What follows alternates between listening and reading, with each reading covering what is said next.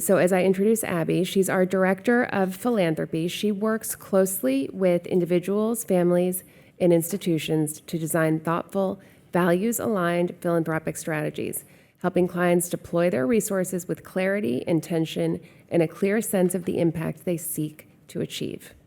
Abby's going to lead our panel discussion on strategic philanthropy, bringing together perspectives from Women Moving Millions and the United Nations Population Fund to explore how leading donors and organizations approach giving, where philanthropic dollars can be most effective, and what it takes to drive lasting positive change. So with that, I will turn it over to you, Abby. Thanks, Paulina. Oh, am I on? Great, thank you, Paulina. I'm really so excited to be here today. Thank you again to each of you for being here. And as mentioned, my name is Abby Axelrod Wunderman. I lead philanthropy at Fiduciary Trust International. And together with our panelists today, we're going to talk about a specific focus area in philanthropy, which is women and girls. And likewise, a simple yet powerful idea in that regard, which is how do you move from intentions or values into action? And then with that, ultimately, outcomes at scale. And so we're fortunate to have two speakers with different yet very deeply connected parts of that one idea.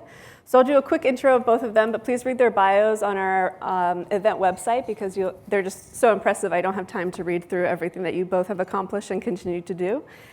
Sarah Hackey-Bird, CEO of Women Moving Millions, has mobilized over $1 billion in funding for women and girls globally, bringing together networks of donors to catalyze bold action.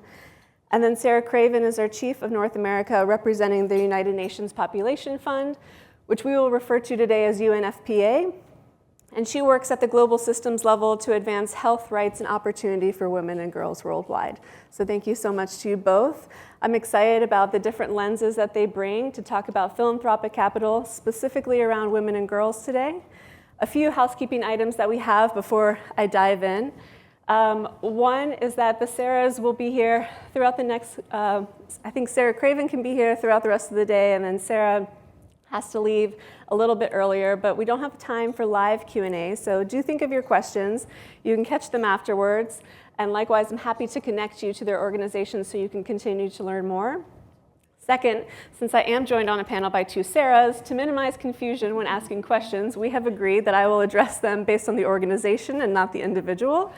And then lastly, we've broken the conversation down into section titles to better help with the flow of conversation as well as your understanding when you think about it from an individual level in terms of how you might want to structure your philanthropic conversations. And with that, I think I get at everything. We'll get started.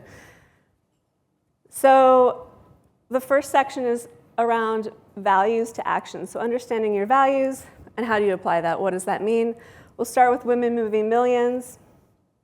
You work so closely with women who understand their values. Potentially, they're looking to deepen that action around there. Where do you see that these women get stuck in their giving? Let's start there. Yeah, thank you. It's a pleasure to be here today in this beautiful space on this beautiful day. As you mentioned, our mission at Women Moving Millions is to better capitalize the movement for gender equity.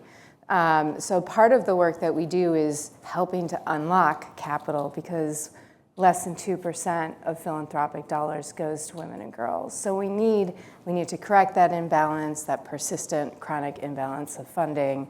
And so we're really focused on that.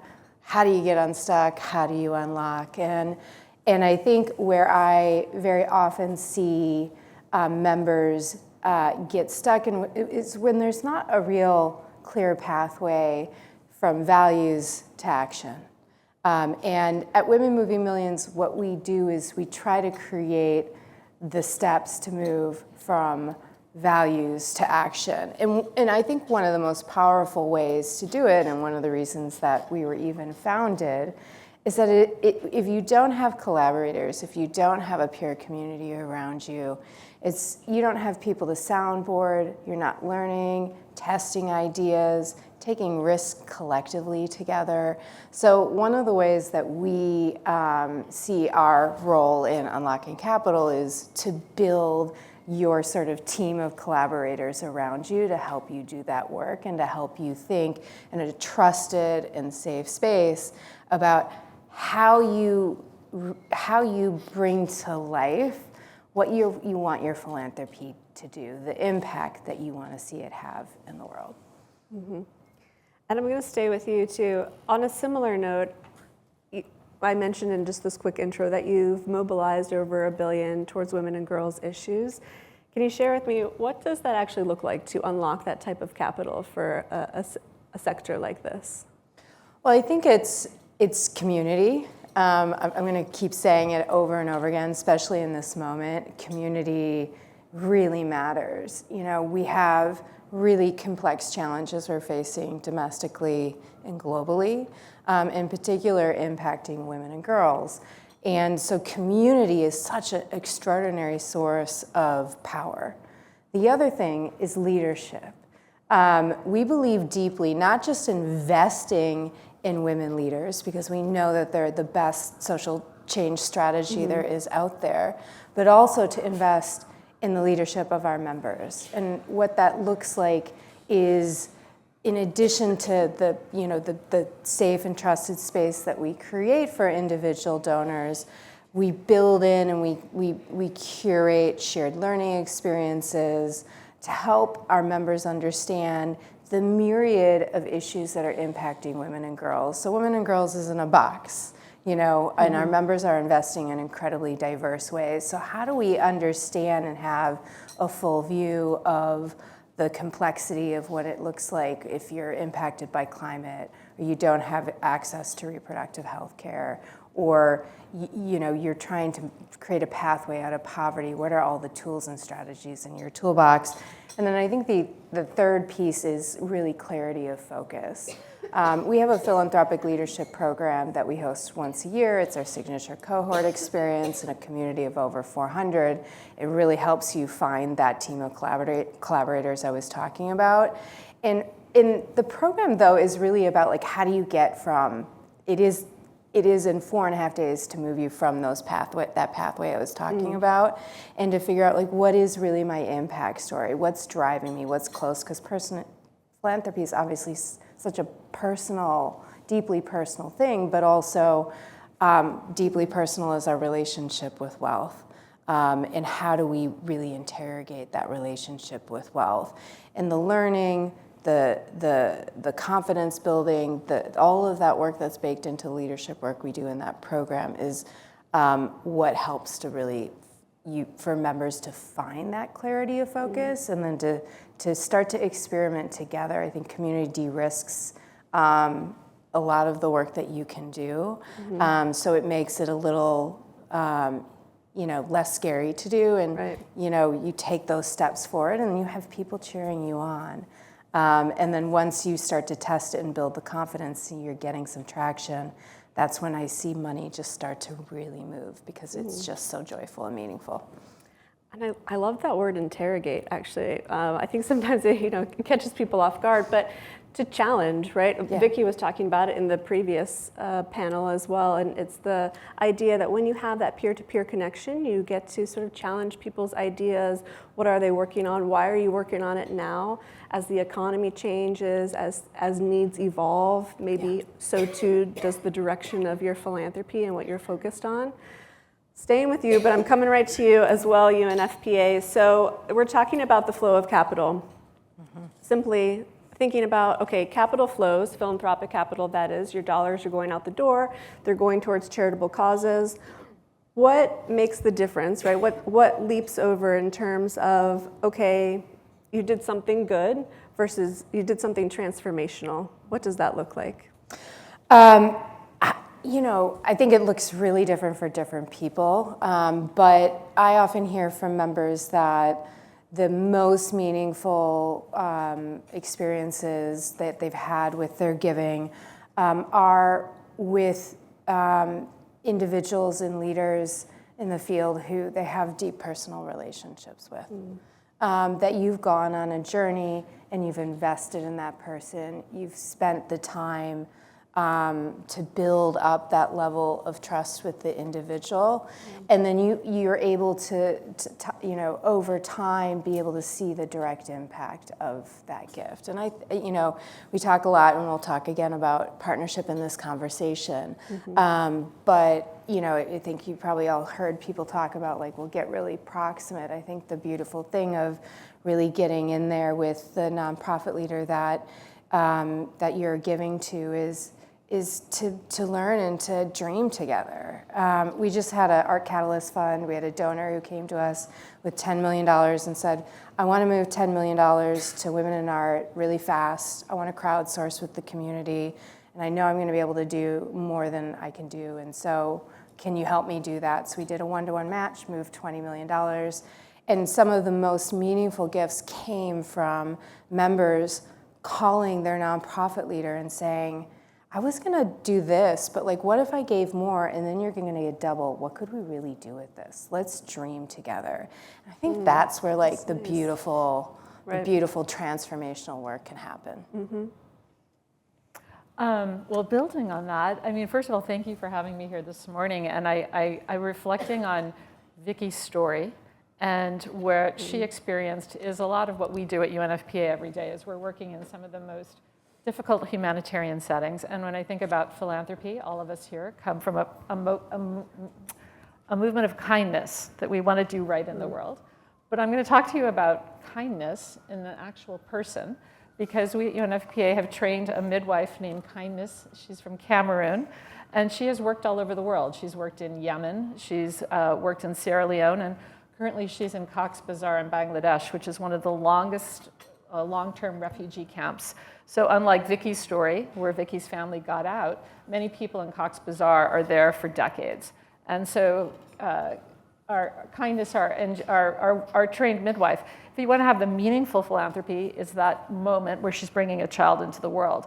But the long-term transformational impact is the fact that those services are there tomorrow, next week, and for generations, that you can have that guarantee of a good, safe birth and a good, safe outcome. So at UNFPA, we have a maternal and newborn fund where we've been able to train over 260,000 midwives, who in turn have brought over 1 million babies into the world safely, and that's the transformation. You may see or have that relationship with Kindness that we have, but what Kindness's work is doing is ensuring that women can survive childbirth, thrive, have their moment with their family, but that also is building communities and building economies. So seeing that kind of individual connection that can then build to the longer term impact. That's amazing. And this is a similar question to what you just answered. As we're talking, at UNFPA, you are on the global platform working in very high stakes, very complex situations. With the push of capital coming through, where do you see the greatest challenges with making these impacts, I'll say? I think the opportunity with philanthropy is how you can unlock the change.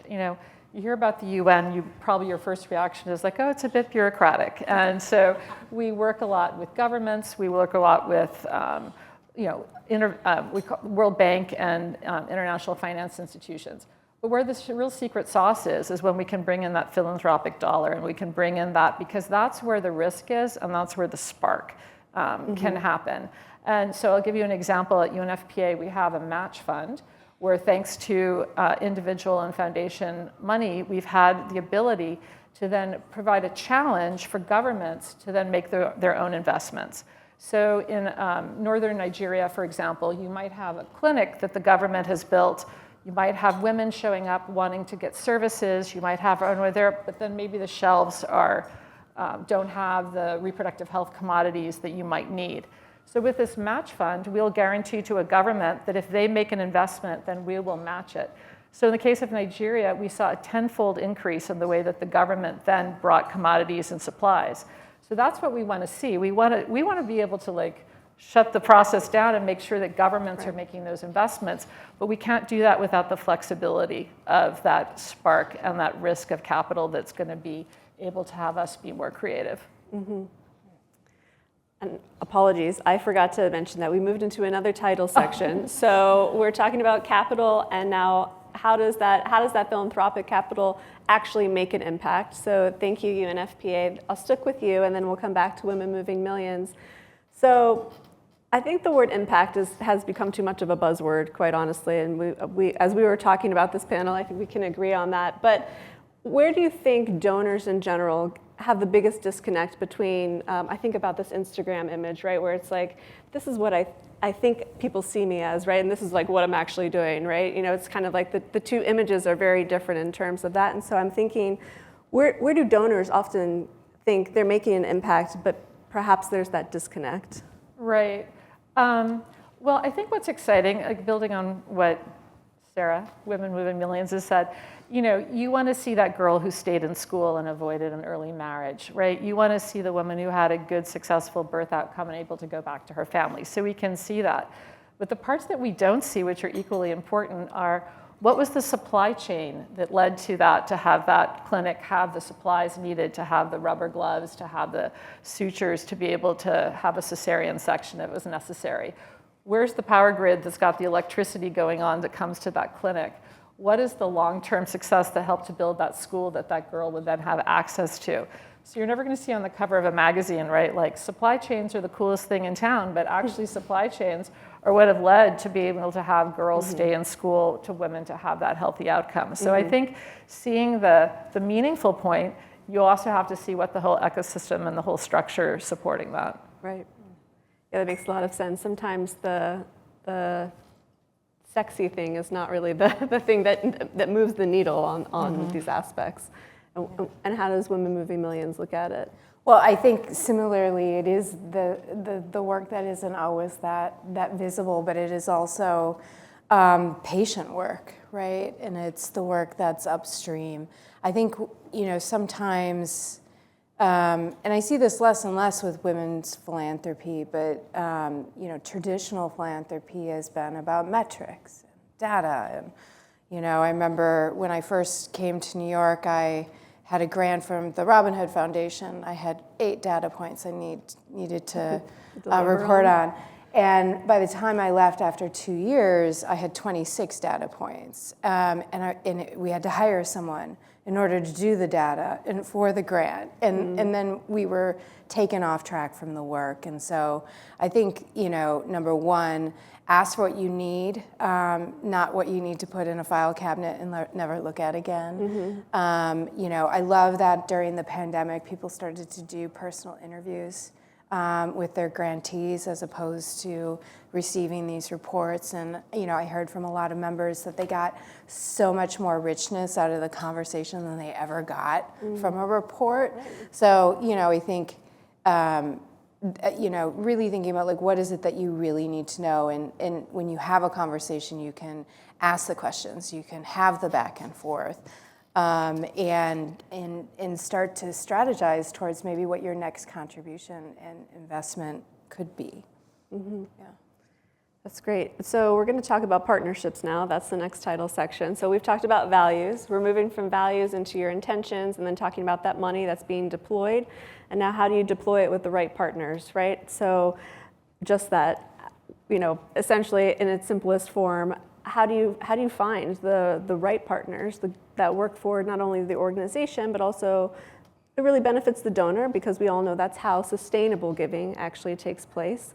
And with that, I'm interested in both the counterpart as well, right? Like, what have you seen go wrong? What have you seen be beneficial? And we'll start with UNFPA and then move to Women Moving Millions. I think, you know, building a lot of what we've already said here, I mean, I think key is trust and honesty, and that you have to build these partnerships. And so it's not always easy. I think where the funder can come in is with the vision and with the risk a bit. And then it's really the implementing partner, the boots on the ground, who have the technical knowledge, they have the expertise, and they might know what the risky situation is. So it's really like building that trust relationship, and to look at it that it's not, I think, you're not there trying to put a project together. It's more you're working collaboratively to solve a problem together. And so that means sometimes that things may go a bit amiss. And so to have that trust on either side, that, for example, you might be delivering services and there might be an earthquake or a flood or something that may suddenly like change the path. Mm-hmm. And so to have that piece there. We had, thankfully, because of support from foundations, we were able to, in all of the turmoil that's happened in Afghanistan, both in terms of conflict and then also natural disaster, we've been able to sustain 250 homes where midwives are able to provide health and safe delivery to women and girls no matter what. We haven't had to shut our doors. And that's because of having funding and people who trusted us in the most volatile setting. Afghanistan is probably one of the most dangerous places on earth for a woman to deliver a child. And we wouldn't have necessarily been able to do that if we didn't have donors who are willing that there's going to be some risk, mm-hmm. and that there might be some times where we might have to change what the plan is. Mm-hmm. I agree with everything that Sarah said, and I was just thinking about how I often talk about having, a piece of your giving portfolio that has risk in it, or innovation, if you want to reframe it. Like, what is the innovation component of your portfolio? Building on what Sarah said, I think, great partnership looks moving from transaction to strategy, right? And part of that journey is about control, and being in open conversation. And that's critical, because you don't want to be leading someone down a track that is, mission creep and isn't exactly what they want, and you're miscommunicating, and the donor thinks, or the organization thinks you want one thing or not. And so because of that, one of our deep values that we hold at Women Moving Millions is around curiosity. In order to really live up to that value, it requires deep listening. And I think deep listening is critical for a really successful donor-grantee partnership. What's not being said that you can ask: how do you take in the information? How do you make sure that you ask the right questions so that you can be supportive? If you don't have the answers, who in your network might, that you can lean on to bring in to help solve whatever it is that you're trying to do. So I think, that deep listening is critical, and, this work changes over time. You could be doing this work for 30 years. Movements change, interventions change, the conditions that we do this work changes. Mm-hmm. And so that's why we really, that's pretty sacred, the notion of curiosity and learning at Women Moving Millions, because you can't, if you care deeply, you have to continue to be in conversation with not just the leaders you started funding 20 years ago, but also the next generation of leaders who are stepping in this space, who are using different approaches and technologies. Mm-hmm. And I'll just connect what I think I'm hearing from both of you too, and it's great because I didn't pay you guys to say this, but talking about trust, right? It's really about trust. Any relationship, any good relationship has that two-way trust. And Fiduciary, we actually published our philanthropy report just this past year, specifically around this idea of how do you build trust. We asked our clients about it, we asked our community partners about that as well, and it's just this, right? It's having accountability. It's before I think you can have the difficult conversations, right? Pick up the phone and say, something went wrong. Let me have the chance to explain to you what happened and how maybe I want to navigate this. There has to be a level of trust, right? You're never going to call a donor when you think you're going to get your head chewed off, right? But it's that trust, it's that mutual respect and understanding, saying, I deploy these dollars because I think you are the organization that's going to do this thing best, right, that I want accomplished. And so I trust you to then come back to me and report on it and tell me, okay, what happened? How can we navigate this together? What do you need in order to actually make this successful, right? And that whole thing is a trust loop. So we're moving into now action for the audience, right? I hope that each of you are kind of thinking about how you want to deploy your philanthropic dollars, or maybe how you already are.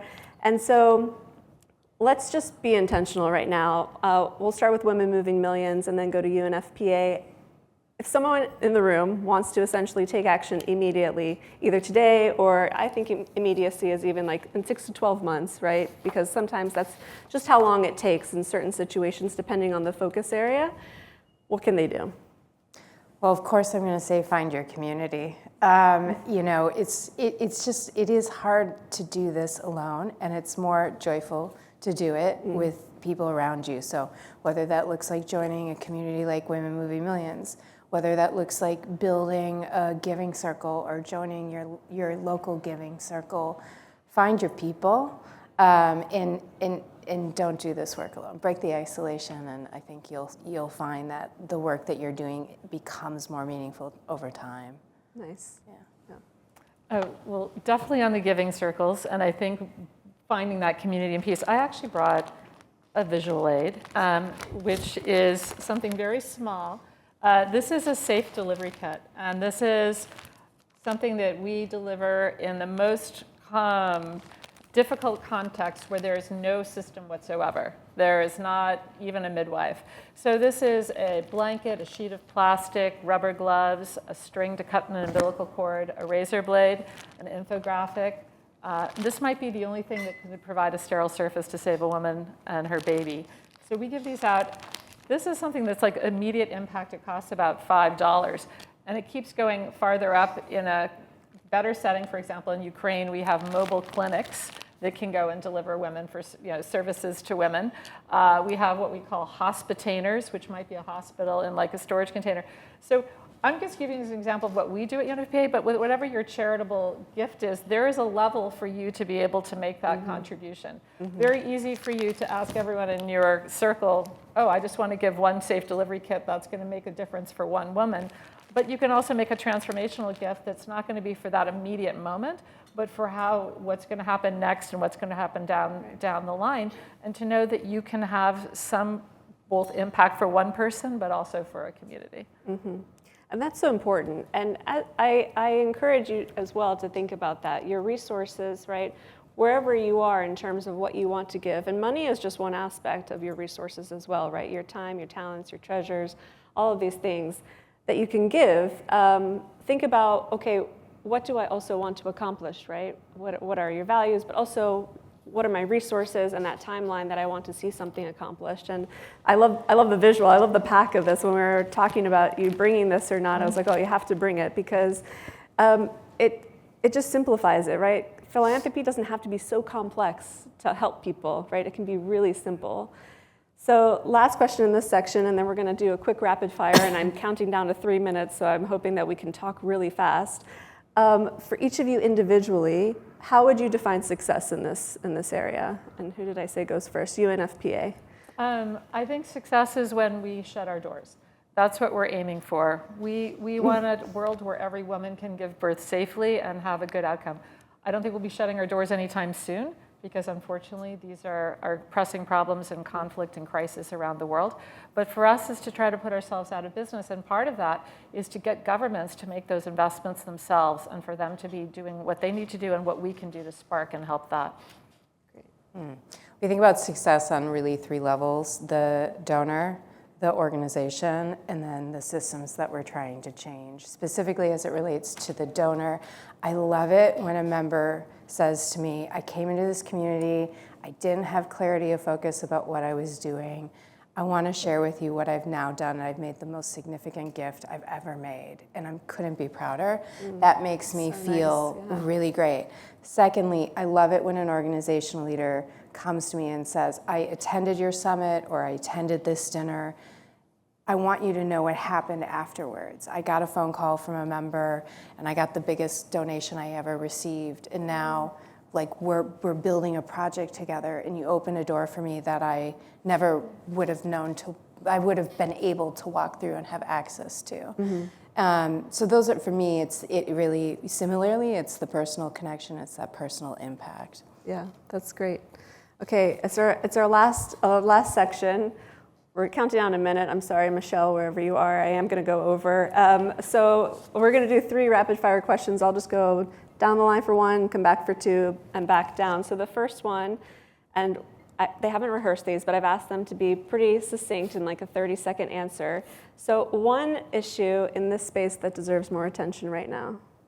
I'm gonna focus instead on like an intervention. So policy and advocacy work is so critically important when you think about that system level change, and it's really underfunded. And so I would say we're looking at the world in the way it is. Women are being stripped of rights and freedoms domestically, globally. So specifically look at ways that you can influence advocacy, you can have advocacy, you can shift narrative, and invest in policy change efforts that are lasting. Great. Okay, I'm going to steal that answer because that is so needed. I can tell you all of my NGO advocacy friends would be thrilled that you just said that, because that definitely there has been such a need to support that. But I would also add, just like, thank you for this today. I mean, investing in women and girls. This is something that has proven results, makes a huge difference in their individual lives, but also is going to transform societies. So thank you today for having this conversation, and I hope these can continue so that we broaden the circle of those who are investing in 50% of the world. Mm-hmm. That's great. And I'll just add, I know you mentioned the 2% of giving to women and girls issues, and that number, 2% nationally. So 2% of all charitable giving in the US has only gone to women and girls issues, and that only went above 2% in like 2023, so pretty recently, right, if you think about that scale. All right, coming back this way, one question every donor should ask before making a gift, regardless of area. Yeah, I think what happens when my funding ends, that you don't want to just make a philanthropic investment that's just going to be a one-off. Like, you want to make sure that whatever you're supporting is going to continue to have that sustainability. Best question that anyone ever asked me was, you know, if you had $250,000, where would you spend it today? And I was like, oh my gosh, I have so many dreams. I have like a drawer of dreams without funding. And it sparked a conversation around what we could really build together. And I felt like I had a real partnership in that moment. Nice. Mine's a hybrid question. It's, what are your values and what do I care about most? The last one, we'll go back down the line, finish the sentence. Philanthropy has the most impact when? It's done together. Nice. When it takes the possible into the inevitable, that you, yeah. And I'll say, when you have what the donor cares about most and it matches what the organization needs. So thank you so much. I don't know how over time, because it just goes to zero, but just really appreciative of you both sharing your experiences. Please do touch base with the Sarahs.